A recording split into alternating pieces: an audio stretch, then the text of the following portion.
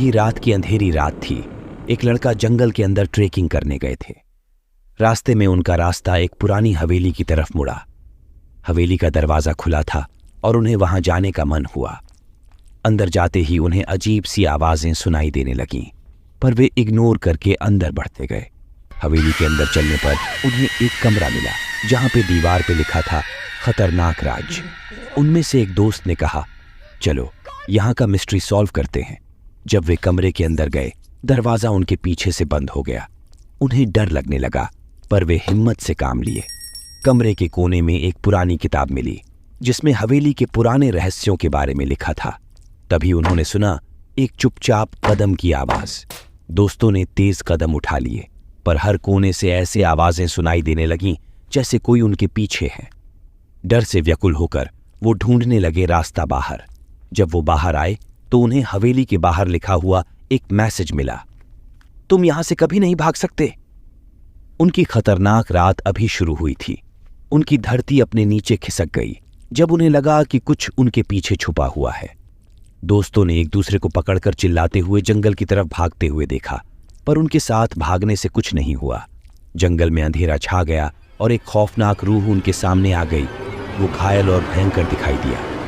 दोस्तों ने तेज चलकर एक पुरानी गुफा में छुपा, पर वहां भी उन्हें आसपास की आवाजें सुनाई देने लगी। जब एक दोस्त ने पिछले कुछ दरवाजों को खोलने की कोशिश की तो उन्होंने देखा कि वो गुफा के अंदर ही नहीं थे, बल्कि किसी और जगह पर थे।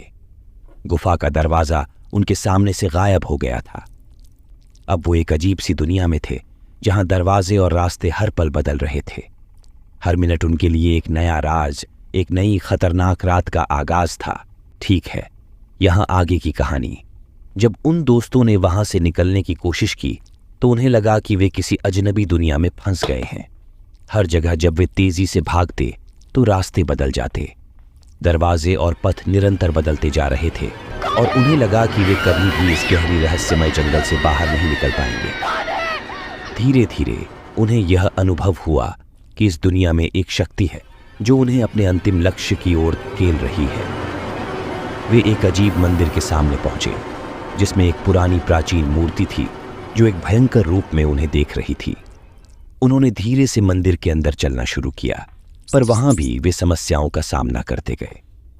मंदिर के भीतर एक गहरी गड्ढे के करीब पहुंचकर उन्हें लगा कि वे इस रहस्यमय स्थान से बाहर निकलने के लिए मुख्य रूप से एक मंत्र को प्राप्त करने की कोशिश कर रहे हैं। धीरे धीरे उन्हें यह भी पता चला कि उनके दोस्तों की संजीवनी कहानी के सिर्फ एक हिस्सा ही सच था, बाकी सभी कुछ एक भयानक कल्पना थी। उन्हें यह भी अनुभव हुआ कि वे अपने भूतपूर्व भयों का सामना कर रहे थे, जो उन्हें अंतिम रूप में मनोवैज्ञानिक अंदरूनी आवाज के रूप में हो रही थी। अंत में उन्हें एक मंत्र मिला जो उन्हें उस अज्ञात दुनिया से बाहर निकाल सकता था। धीरे धीरे वे मंत्र का उच्चारण करते हुए मंदिर के बाहर की ओर प्रस्थान किया। वहां से बाहर निकलकर उन्होंने अंततः स्वतंत्रता का एहसास किया और वे अपने घर की तरफ अग्रसर हो गए। इस कहानी से हमें यह सीखने को मिलता है कि हमें अपने भयों का सामना करना चाहिए और उन्हें पार करने के लिए हमेशा हिम्मत और साहस दिखाना चाहिए।